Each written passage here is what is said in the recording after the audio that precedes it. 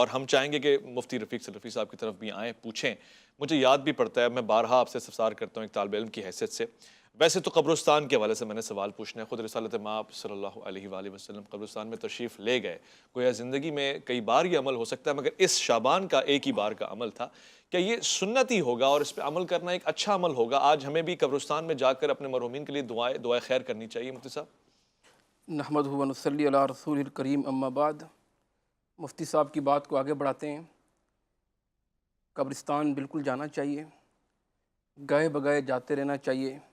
نبی علیہ الصلوۃ والسلام کی حدیث ہے کہ فزور القبور فإنہا تذکر الآخرہ. قبرستان جاؤ، بار بار زیارت کرو تاکہ آخرت یاد آئے. ماشاءاللہ. جس روایت کی طرف آپ نے اشارہ کیا، اما عائشہ صدیقہ رضی اللہ تعالی عنہا فرماتی ہیں کہ اللہ کے رسول صلی اللہ علیہ وسلم بیچ رات کو آرام سے دروازہ بند کیا آپ نے، اور کہ پریشانی نہ ہو، گھر والے اٹھیں نہ، کسی کو ڈسٹرب نہ ہو، تو آپ گئے اور آرام سے قبرستان کی طرف چلے گئے. میں بھی آپ کے پیچھے پیچھے تھی. تو اس روایت کی طرف اگرچہ اس میں ضعف ہے، مان لیا جائے ٹھیک ہے، تو آپ گئے. اگر عبادت ہوتی اس طرح قبرستان میں جانا، کوئی آپ کی سنت ہوتی 15 شب کو، تو آپ سب کو آگاہ فرماتے.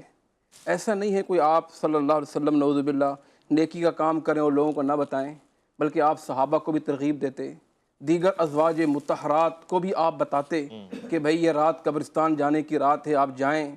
ایسا نہیں ہے. اور پھر آپ صلی اللہ علیہ وسلم ایک بار گئے، تو لہذا جا سکتا ہے بندہ جب جائے. یوم الاثنین آپ جاتے تھے، پیر کے دن. یوم الخمیس آپ جایا کرتے تھے، جمعرات کے دن، بلکہ بار بار جاتے تھے، جی. گائے بغیر جایا کرتے تھے. یہ جو شیخ صاحب مفتی صاحب نے بھی مذمت کی ہے کہ جو وہاں جا کر خرافات ہوتی ہیں، دن تعین کر دیا جاتا ہے، اسی دن کیوں جانا ہے؟ دیگر ایام بھی ہیں، آپ جائیں اور بار بار جائیں. ہم نے جو دن مختص کر دیے ہیں، بھئی 10 محرم کو ہم نے جانا ہے، ہم نے جانا ہے 15 شعبان کو ہم نے جانا ہے، ہم نے جانا ہے فلاں ایام کو، یہ دن شریعت میں نہیں ہے. اللہ کے رسول